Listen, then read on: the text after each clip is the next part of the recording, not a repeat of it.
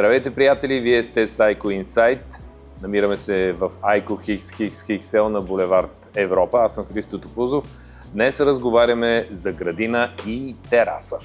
С нас е Манол Георгиев от секция Градина в ICO. Здрасти, Маноле, Здравейте. как си?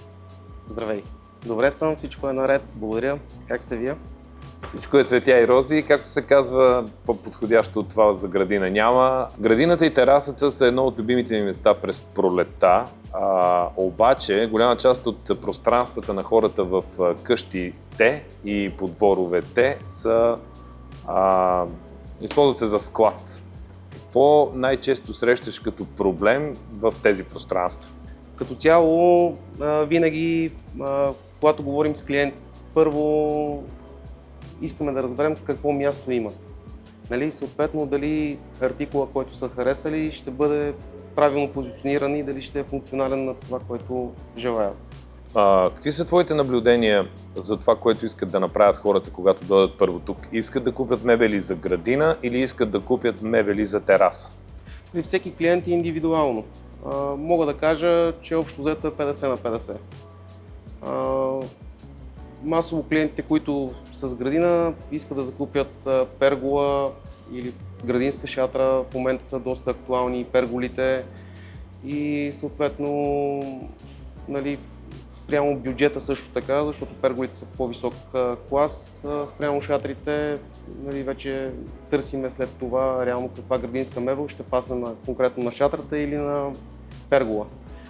Какво да избереме като материал за това да сложиме, за градинската ни мебел? Дали да е дърво, дали да е... При дървото, хората, които искат дърво, търсят уюта. В момента, сега сме 2026 година, набляга се на по-модерните мебели, като алумин, като материал, като вид въжета, дори също така. Задължително аз препоръчвам на хората, там където има такъв тип мебел, със сигурност да е закрита. Дали ще от градинска шатра, дали ще от пергола. Тоест, ако имаме дърво и въже, то трябва да е покрито, за да може да не се развали от влагата, примерно. Точно така, или пък дървото трябва да се обработва на определено време. Защото все пак това е естествен материал. Естественият материал реагира от топлина, реагира от студ и като цяло е капризен материал. Това от какво дърво е това, на което седим в момента? Материала, на който седим в момента, е от акация. Тоест, акацията трябва да бъде поддържана, както всяко друго дърво, което е на открито. Да, общо взето, всякакъв вид дърво трябва да се поддържа. Освен шатрите и перголите, за които ти говориш, имаме чадъри, имаме класически чадъри, имаме и висящи чадъри. Да. Нали, с тях покриваме сянката. Каква е разликата между тях и тук отзад виждаме един страхотен чадър, който изглежда по-скоро като мебел за вкъщи, отколкото за градинска мебел. Каква е разликата и кое е най-подходящото? При този тип чадъри, те са така наречените стационарни чадъри. Покриват голяма зона от самата мебел и реално пази голяма сянка. Доколкото при висящите чадъри, те са пък много удобни, защото се местят спрямо слънцето. Нали, хората също така ги харесват доста и... Докато не дойде един вятър да ги отнесе или една буря. Да. Пример. Не. Захванат ли е как трябва да е направен ли е, няма как да... Имаме шатра, имаме чадър, имаме вид столове. Имаше по едно време някакъв изкуствен материал, пластмасов, който... Той имитира ретан. Да, той имитира ретан. Ние имаме ли ретан? Да, имаме ретан. Това е вид дърво, нали така? Да, точно така, вид дърво. Той е пак за мен лично доста качествен и хубав материал, но пак... Скъп е. Скъп е, да. Скъп е ретан, но пък е истинска мебел. Добре, ако искаме да имаме... Има люлки също така, които са много интересни. Ако искаме да имаме някакъв текстил, някакъв материал, който да допринася за нещо по-така за отвънка, какво трябва да се прави? повечето градински мебели, които са с текстил, те са направени така, че да издържат на атмосферни... Различни атмосферни условия, да. Да, различни атмосферни условия. Като цяло повечето са направени така, че да може да се поддържат. А какво означава да се поддържат? Да се свалят, да се изперат. Нали? И в случая, когато вали дъжд, да кажем, самия текстил не попива, реално отблъсква водата. Окей. Да, но Може би само проблем е, че ще избелее, ако го пече пряко слънце. Точно така. Това иска да кажа, че когато има пряка слънчева светлина, както повечето материали, какъвто и да е материала, си има избеляване. Да кажем, че имаме столчета, диванчета, имаме люлка, чадър имаме. Нещо допълнително, какво може да добавим за цвят, да речем за уют? Декорация. Декорацията е голяма част от уюта и като цяло нали, имаме декоративни възглавници, които са градински, имаме фигури, статуетки, които са пак в самата декорация и те допринасят голяма част от уюта, който е в градината. А как като избираме нещо за градината, иска то да бъде трайно, да може да издържи прекалено, нали, не искаме да го сменяме всеки сезон, искаме като го вземем сега, освен нали, материал, от който е изработен, който също е важно, искаме то да издържи за по-дълго време.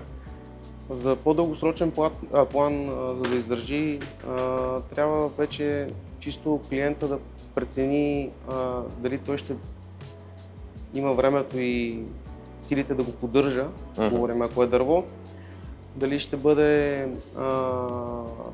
така да се съхранява правилно в зимния сезон, защото също това е нещо, което е важно, защото повечето неща, които съм чувал от клиента, ние го прибрахме, само че го натрупахме и съответно реално има изкривявания и след това не изглежда така, както е бил първия сезон. Имаш ли клиенти, които идват всяка пролет и си купуват различни мебели? Да, има такива клиенти, които идват и са дългогодишни клиенти на магазина и всяка година, да не кажем всяка година. Но през година, да. Да, през сезон идват и подновяват градинската мебел.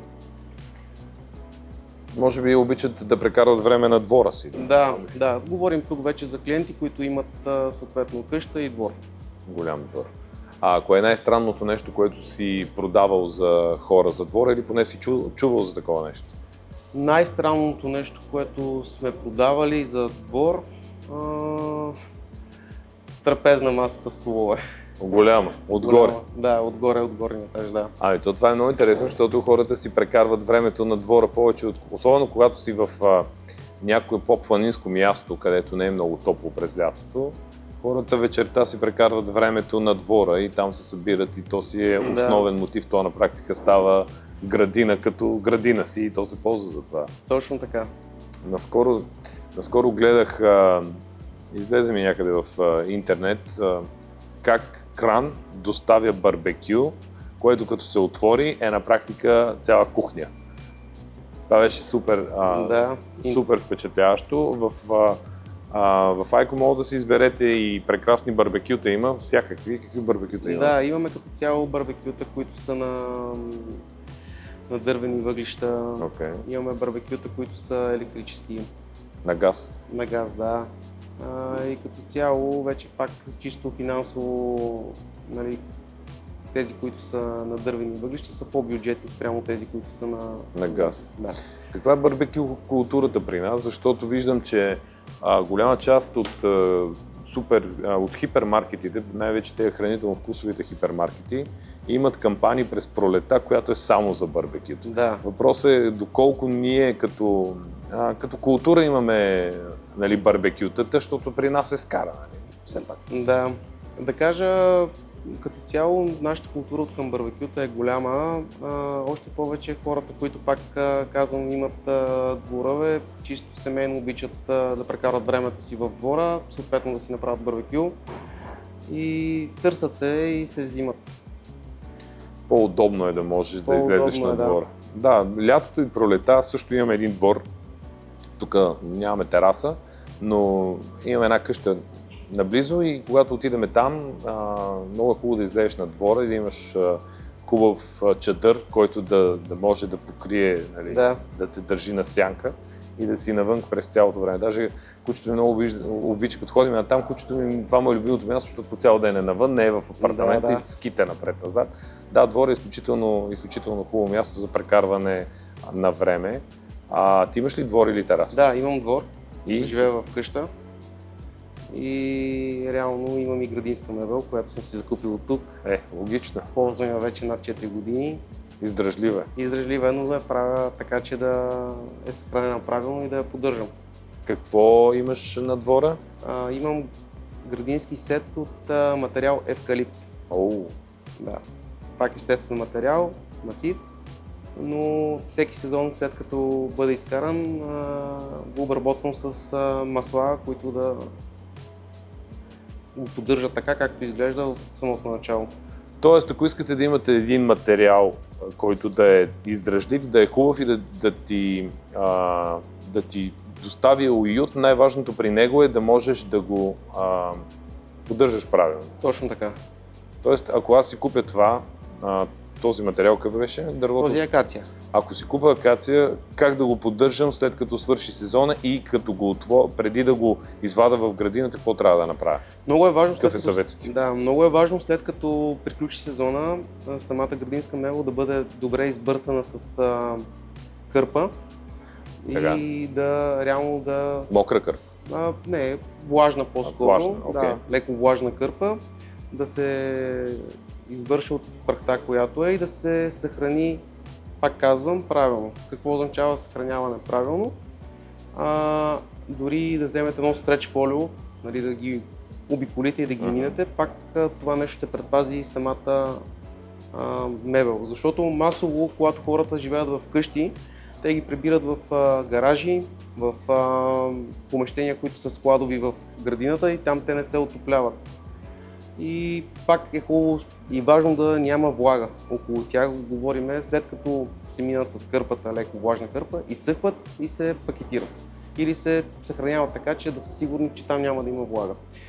И тук е момента да кажа, че в последните 2 години доста навлезнаха алуминиевите мебели и се предпочитат от клиентите, защото алуминия той при него той не е капризен. Той е метал. Той е метал, трябва да се внимава чисто просто метала да не се надраска.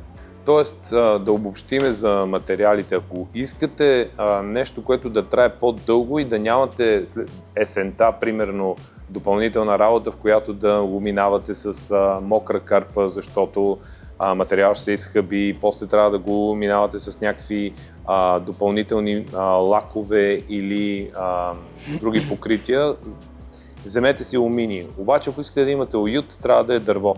Знаете, че дървото е естествен материал и когато има влага, то поема влагата и се разширява. И обратното, точно когато така е топло, той изсъхва и се свива, което разваля сглобките и много често тези мебели почват да клапат, защото разваля се спойката и затова хубаво е те да бъдат в една температура.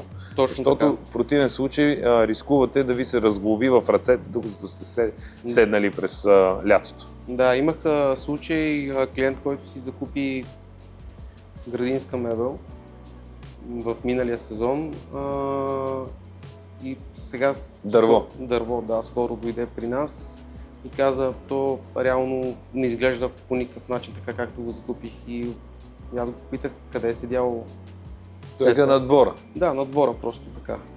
Даже и тези, защото много са модерни, особено по курортите и тези зимните курорти, нали, облицовката на хотелите да е от дърво. Да. И на всеки 2-3 години те се минават с специални лакове импрегнанти, защото в противен случай дървото, това за което си говорихме, температурна амплитуда минус 20 плюс 40, и то се разваля. Да. Поговорихме за градината, поговорихме за материалите, които трябва или за двора по-скоро, за материалите и как трябва да обработваме дървото. Сега да видим какво се случва с терасите, защото София е пълна с тераси. Големи, малки и всякакви. Да, това е един от основните проблеми в София. В последните 2 години е бума на строителството и общо взето терасите, които ги правят в момента, са доста малки и непрактични. И когато клиентите дойдат в магазина и кажат, искаме да си вземем нещо за терасата и в същото време терасата не го позволяват това, което харесват, имаме варианти, които са доста добри за тераса. Какво имам в предвид? Имаме сетчета кръгли маси с две столчета, да, които вършат перфектна работа за терасите. Също така имаме дървена мебел, която е подходяща за тераса. Тя е по-плитка, не е толкова дълбока, с пейчица и имаме алтернатива. Икономичност да мога да се събере на мъничка тераса. Точно така. Все пак не е идеята да излезеш и директно да седнеш на стола. Идеята е да може да се обслужва тази масичка, нали? Съответно хората да се чувстват добре. И затова имаме решения, които са доста добри, събрани за такъв тип тераси малки, които са. Имаме четърчета, които също да наклониме, да не пречат. Точно така. И като цяло имаме варианти за всяко едно. Да направим терасата като градина. Точно така. Друго за терасата, какво може да се допълни? Акцентите пак са доста важни. Соларни лампи, декорация. Браво. Нали, за един вид хората, които живеят в апартаменти, да се пренесат по един или друг начин в градина. Да, за да могат да обособят това място и това място да стане част от дневната, да речем. Да, и това място реално може да стане дори по-хубаво от хола. Твърде вероятно, аз много обичам, казах ти и преди, много обичам дворове и тераси, така че би било супер. Добре, благодаря ти, Манол Георгиев. Говорихме за градина, това е Eco Insight. Продължаваме следващия път. Довиждане. Благодаря и аз, довиждане. Чао, чао. Чао, чао.